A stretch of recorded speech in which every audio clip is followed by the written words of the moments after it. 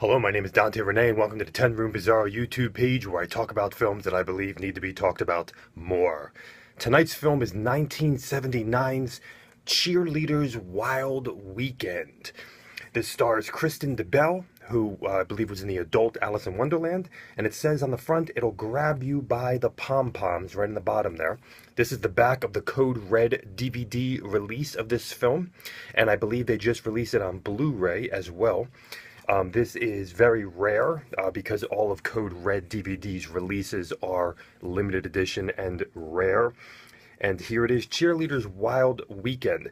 This is also known as the Great All-American Girl Robbery, or something of that sort. And actually, the title card for the film is that title.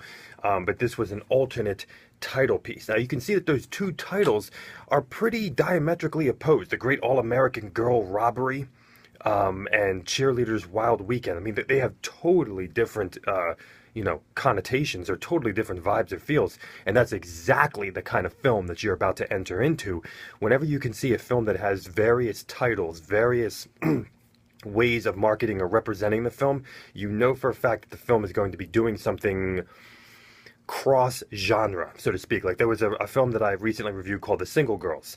That had alternate titles as well that represented some definite mixing of genres throughout the film. This film is definitely no exception. This is a film essentially where we do have a group of cheerleaders from rival schools, and they're taking a school bus trip to a game, and they're all in the same school bus, and that is and something happens during the weekend. That's essentially what happens in this film. Now, when I say something happens during the weekend, you could unpack that tremendously. And that's where this film crosses genres and really does some pretty exciting, wild, and very kind of rebellious types of things within filmmaking. This is 1979. Some sources say 1978 as well, so it was right around that time. Let's get into this film. Let's talk about it a little bit because it's a lot to talk about. Recently showed it to some friends who've never seen it before, and they were really, really impressed by the film. So we're going to talk about Cheerleaders Wild Weekend, or the Great All-American Girl Robbery, or All-American Great Girl Robbery. One of those alternate title cards. This film, in style, it's really in your face. There is, I'm going to have to say, I haven't seen editing like this, especially for a film, during this time frame of the late 70s. I don't know if I've seen a film like this in general, or one that I can remember. The editing is so interesting, and there's tons of fast cuts. I know George Romero has been noted for like cuts and things like that, and especially in his Dawn of the Dead movie, you can see these crazy wild cuts from all different angles, and they're moving very, very efficiently, like a commercial. There are editing sequences in this film, like something as simple as somebody getting into a car and driving away, or some kind of action sequence, that are just not for a film of this budget, or of this unknown status. I mean, you can tell that there were some vicious artistic editors at the realms here for Cheerleaders Wild Weekend. I mean, without a doubt. See a very quick cut sometimes, very fast cut sometimes, and then you have these flashbacks while a character is something, you have these like freeze frames and flashbacks and flash forwards where somebody is talking about something that's going to happen, and then you're getting cuts of it happening.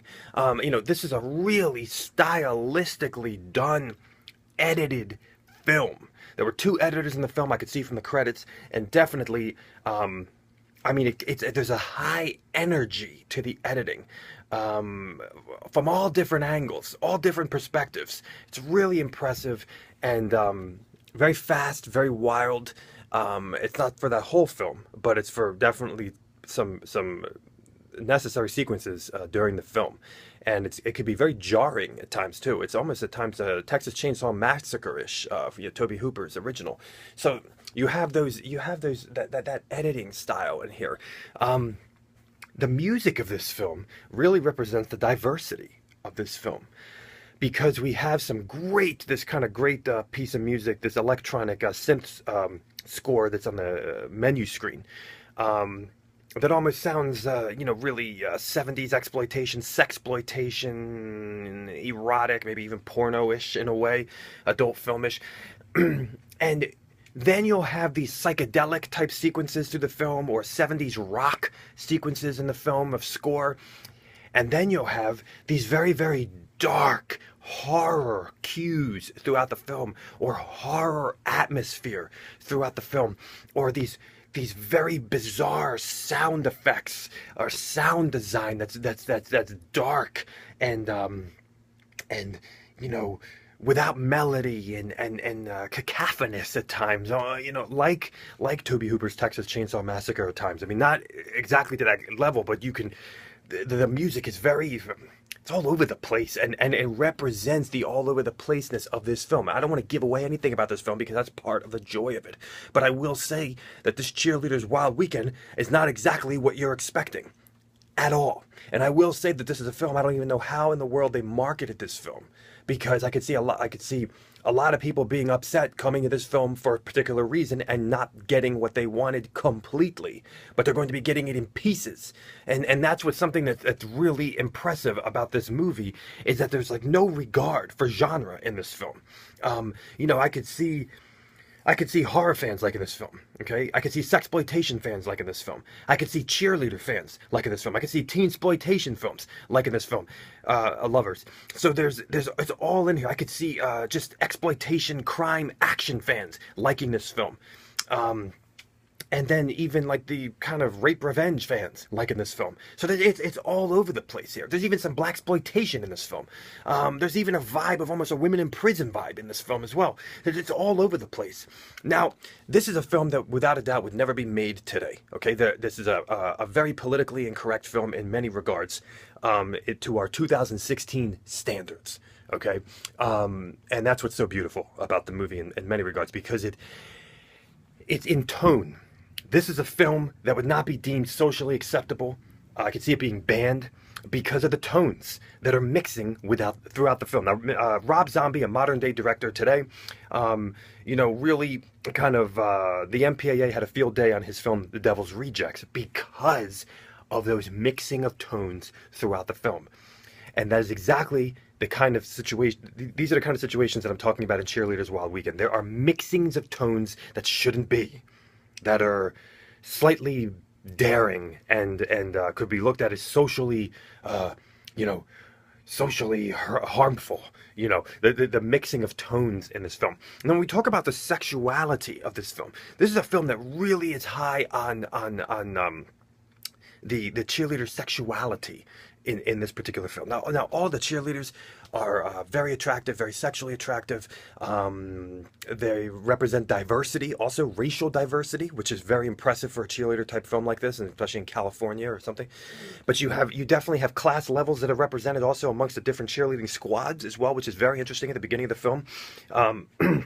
But you have, real bodies, you have real 70s bodies. These girls are young, and they all look like they were, ready to give it all for this film, if you catch my drift, because it really goes there.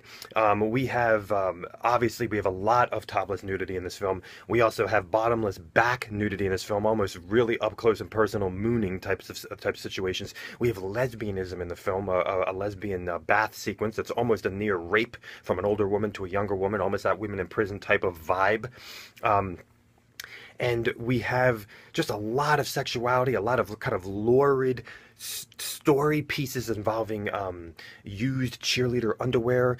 For the people who love feet and socks and everything, there's a crazy sock feet sequence in this film that is kind of happening on the screen, and like I said, underwear, and of course you're getting panties throughout the film and going commando, or with no underwear, and there's this whole thing. There's this wild kind of pageantry dance nude stripping sequence in the film that's shot and edited wildly with crazy cabin lighting, and it's very 70s. It's almost erotica. It's wild. It's in your face. If you watch it on the big screen, you're gonna be like, whoa, it's like, it's crazy. And that represents all different breast sizes, all different body shapes, and like I said, racially diverse as well. So this is a film that's very sexual in nature. Now, it is rated R, but I would say, it's not your typical nudity in an R. I mean, it just has a very strong sexual vibe to the film, and even in dialogue as well. And in innuendos and situations. Now, this particular film also has some sequences of almost a campy vibe at times, but also some documentary type vibes when it comes to to politics or news, and it's very, very unique. And we also have elements in this film of a DJ, almost like in The Warriors or Vanishing Point, where a DJ is being utilized throughout the life of the film to propel the film in forward in many regards. And there are twists and turns in this film that'll dumbfound you and also make you laugh. There are some wild action sequences in this film, and there's a lot of daring types of stylistic technique in this film. Have you ever seen a gun microphone before? There's a very surreal sequence. There's also a very surreal sequence at the end of the film involving football and sports. And this is a very interesting storyline as well. And if you're coming for, the cheerleaders and the cheerleader bodies and the cheerleader sexuality, you're going to get your fill. If you're coming for a darkness, you're going to get your fill. If you're coming for, like I said, even some like crime, action, exploitation, blaxploitation, you're going to get your fill. It's all in here. This is a wild film, and it's really unlike anything I've seen before in many regards. Of course, it plays with social taboos, it plays with fetishes, and it plays with the politically incorrect, because this was the politically incorrect late 70s, folks. It's a beautiful time in cinema, and this is Cheerleaders Wild Weekend. Here it is, folks. This is really something special here, and the girls on the DVD are actually the girls that are in the film, which doesn't always happen. So there we go, folks. I wanted to make sure I got a couple of the points there. Wrote a few things down. Thank you so much for watching the 10 Room Bizarre YouTube page, where I talk about films that I believe need to be talked about more, like this one. You can pick this up from CodeRedDVD.com. I actually picked it up after it went out of print, so I bought it for like 30 bucks on eBay.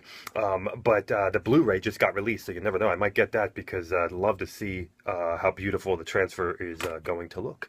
Thank you so much for watching. Please feel free to check out all my other reviews, and please feel free to check out my own personal films at youtube.com/poopydiarrhea. Thank you, and keep it bizarre.